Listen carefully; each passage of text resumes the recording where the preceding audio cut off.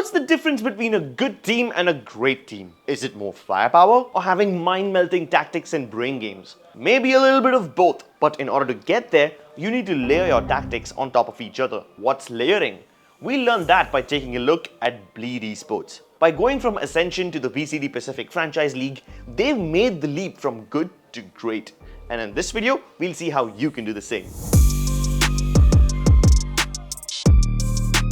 What is layering? It's the act of thinking a few steps ahead and making yourself harder to read while predicting the opponents better. Here's a simple example. Let's say your whole team is about to rush C fast, but that's just what randoms do in ranked. Layer 1 would be making sure that all of your utility lands at the right time, and whichever opponent is holding site either gets revealed or stunned or flashed, or all three of them, so that you can win the fights. This turns your rush into an execute. But how do you make it better? Layer 2. Let's say you use some of your utility on C, make some noise, but then rotate and rush A. This is a simple fake. As soon as your enemies realize that C has been too quiet for too long, they too will rotate back to A, and then this turns into a race of who's got more people on the site first. Let's add something to this. Layer 3. Everyone on your team makes noise at A, but then they just fall back a little bit, cut all noise, and let your enemy assume you're going somewhere else. Meanwhile, you're still just very much there holding outside of A. And then, when you recognize that the enemy has rotated away,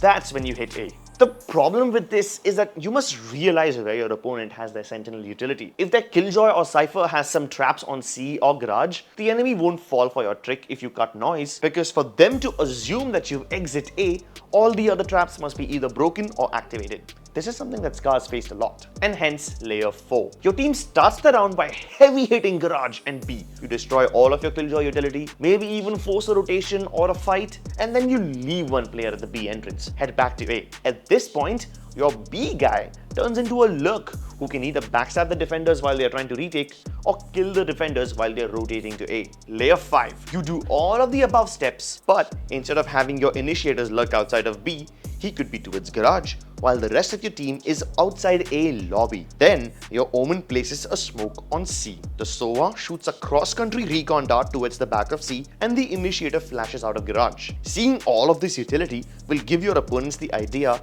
that at least 3 of your people are executing C and are present towards Garage. Meanwhile, all of you are just outside of A and ready to hit A at a moment's notice. These are just some of the basic low-level examples. You can keep building more layers on top of this. Put so many layers that they reach dizzying heights. And that's what makes you unpredictable. Makes you a champion. The more you think about the weaknesses of your own execute, the more ways you come up with to counter yourself and then build protocols on top of that, you won't be surprised when your opponents make those moves, and you know exactly what to do. During VCT Pacific Ascension, Bleed did not have any such difficulties because they could see Scars coming from a mile away. So let's hop in game, and before we take a look at what went wrong for Scars, let's take a look at one round where they were actually successful. Round 5 on Haven. This round starts with 4 Scars members pushing down A long, while their Killjoy, Yoshi, sneaks into Garage by himself. He breaks the alarm bot, and this draws the attention of the Bleed Killjoy, Darion. He comes out to check out the area, but finds nothing. Yoshi is waiting while his team fights and makes noise on A long. After about 20 seconds of nothingness, Darion returns to his original position on B. But it's not like Bleed are unaware of Yoshi's position. Juicy, their Jet, is still playing on C from the back of platform, marking both Garage and C long. But he narrowly misses Yoshi crossing into the window. It's just unlucky timing. 38 seconds after initially breaking that alarm bot, Yoshi kills Juicy and captures the C site. While he waits for his team to rotate from A to C and get the spike, he places the lockdown and buys some time. Soon after, they plant that spike and win the round, even though they were on an eco. Rolling Thunder across, spike does get planted, they manage to get that across. Crazy Guy, however, finds Torneko, answering Rolling Thunder, zones them back. Looking to try to spam through, and Yoshi eventually gets the shot. Scary on the floor. The blade's out. Jepkin, 2 quick kills. Now leaves Crazy Guy all on his lonesome. And yeah, Scars somehow, some way will be able to pull off this thrifty win to retake the lead once more.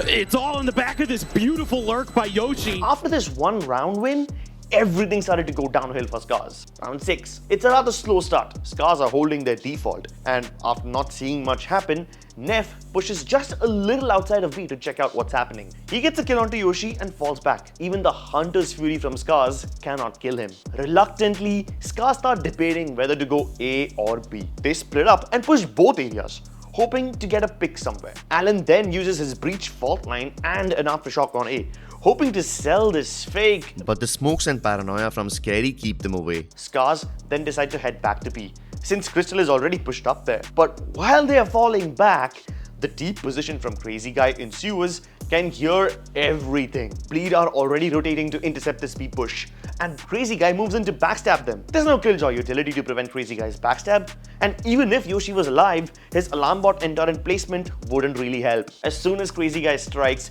the rest of them also pounce and win the round. Flushed out, and suddenly it's all on Alan. He's been spotted, he's been dealt with. 4 members strong. Bleed will tie us up once again. We saw something similar in round 10. Scars show that they want to really commit to taking A long. With the Jet Cloudburst, Breach Stun, Sova Dart, and the No Man Smoke, they commit 4 pieces of utility from 4 different agents, and yet they don't move ahead. Crazy Guy just puts 1 recon into the sewers, which gets shot from rather far away. And after that, there's no noise. Neff calls their bluff and pushes out of B to fight. Even though he picks up this battle, he overstays his welcome and somehow still ends up getting a kill before dying. But all of these fights are just a distraction because he's buying time for Scary and Darion to backstab from C quickly. They smoke Yoshi's alarm bot and get behind Scars quickly. And even though Crystal is right here, he has no idea. Darion kills 2 people before Crystal even takes a shot. A rather funny moment over here as Bleed win the round. He's not able to respond and not able to read that Scary is lurking behind. Completely out into the open, just trying to rotate around the side. He swings, he dies. Crazy Guy will finish him off. All of these are examples of Bleed making proactive moves. But for a large part of this, they did not even need to make such moves. By reactively rotating and just stacking sides instead of backstabbing, they could still repel Scars away. Killjoy's turret and alarm bot guard an area which isn't really being marked by a human being specifically. And yet, on multiple occasions, Scars don't break those. They try to attack A side after slowly creeping up in that area.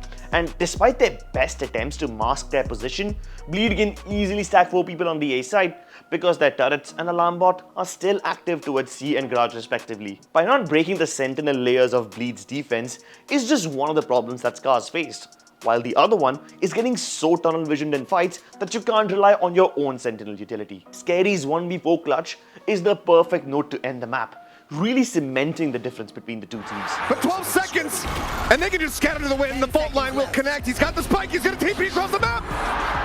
Can he get it in time? It's going to be so damn close, but I believe he has it. He might just be able to bring this back from the brink. He's going to check 1. Gets the headshot. He gets the ace. Let's move on to Bind, where we get to see layering, which is more relevant to in-the-moment fighting. Round 3. It's the first round with proper guns for Scars. The round starts with both the Skies exchanging flashes on B long and Scars spamming and making noise outside of hookah. But with no presence seen outside of A, Darion pushes all the way out of Shaw's to see Alan jump spotting from Cave.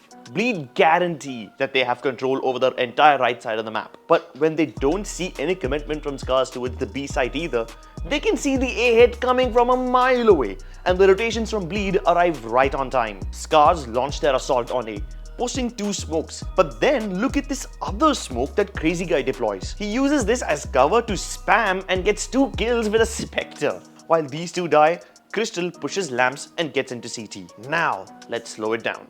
It's a 3v5. This is where Scars must make an important, quick decision. Do they stay and fight on A, or do they go B? If they stay, Crystal can cut rotations for Neff and Scary while distracting all the other defenders on site. But his teammates will have to fight alongside him.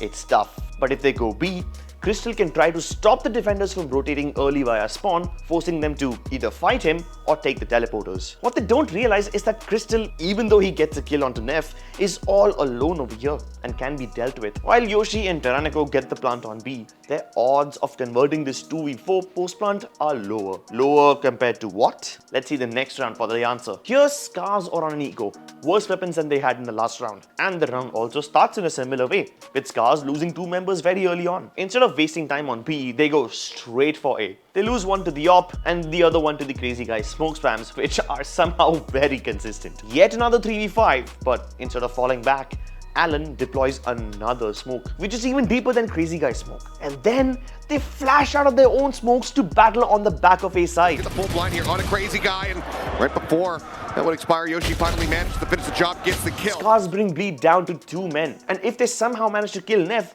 this would come down to just Scary, who's on an entirely different side. Their chances of converting this round were much higher than converting the last one, even though they had worse weapons. And this is because they decided to think ahead of the layers and decided to fight instead of falling back, which surprised Bleed. Imagine if they were able to do this in the previous round, where they had actual better weapons.